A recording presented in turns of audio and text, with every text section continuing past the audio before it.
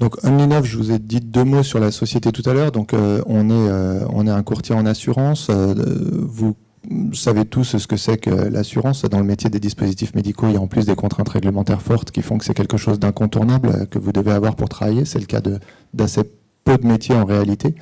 Et notre particularité, c'est de se concentrer sur toutes les étapes clés du développement des entreprises technologiques que vous voyez sur ce slide et pour lesquelles notre philosophie, elle tient sur 2 axes stratégiques majeurs. Il y a le fait de concevoir des assurances qui sont opérantes en cas d'aléa et qui vont protéger l'entreprise si elles ont un jour un incident, une réclamation, une faille de données, etc.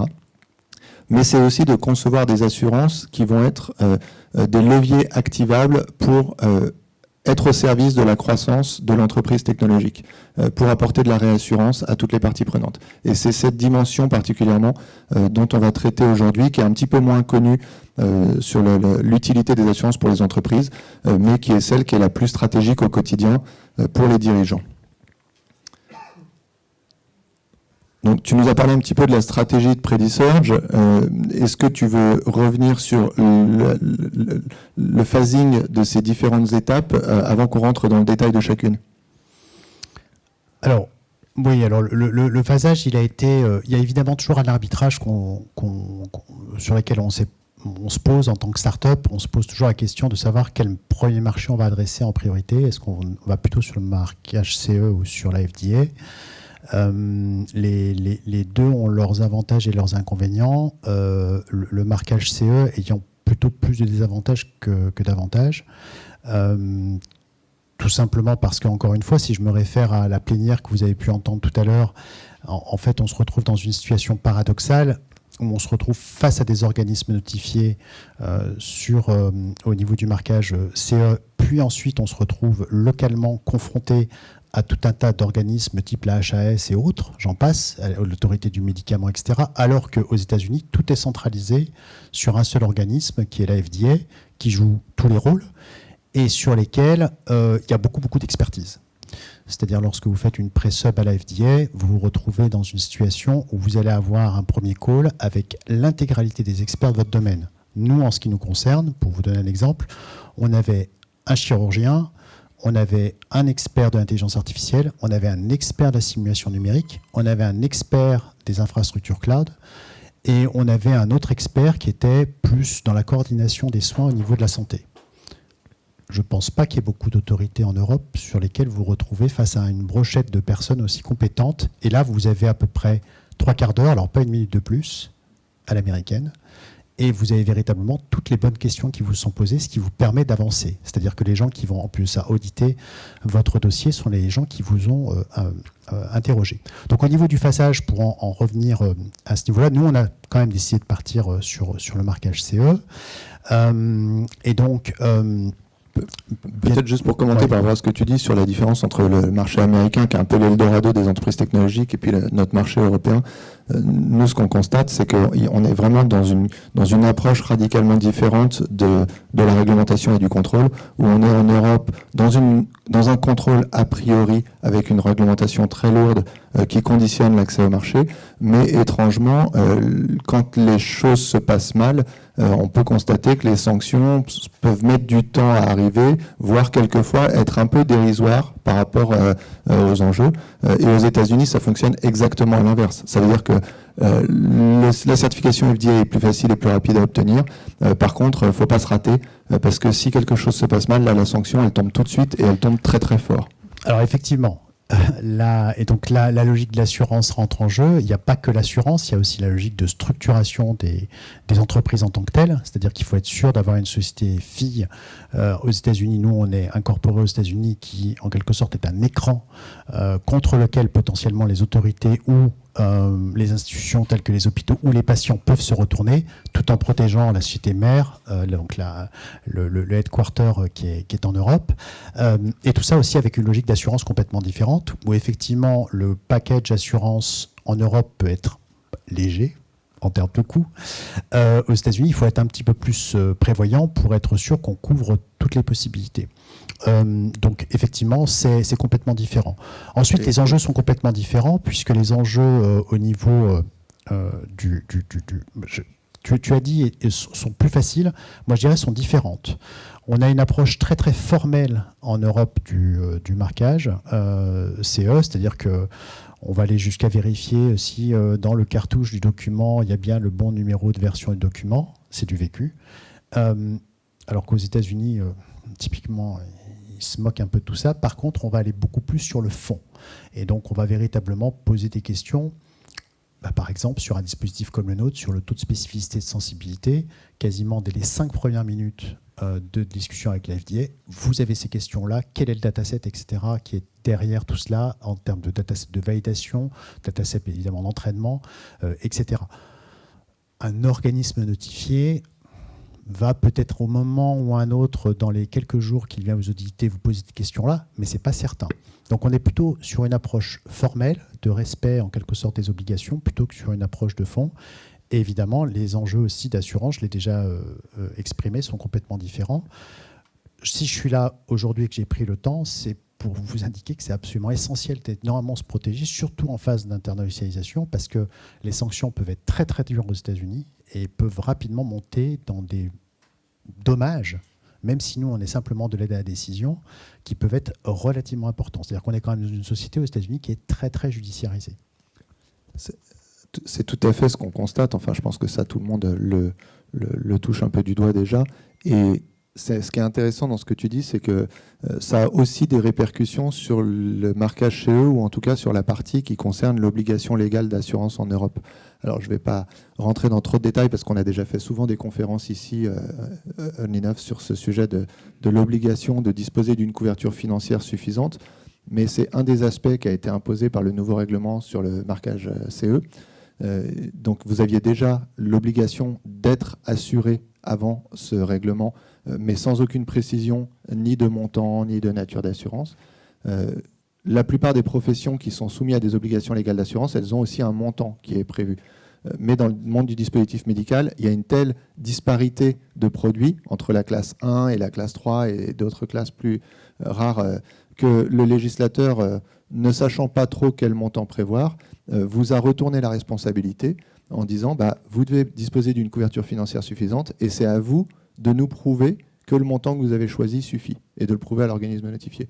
Et ça, selon 3 critères: la classe de dispositif médical, son type et la taille de l'entreprise. Et pourquoi est-ce que le fait de s'introduire aux USA peut changer la donne? C'est sur cette différence de risque que tu évoquais.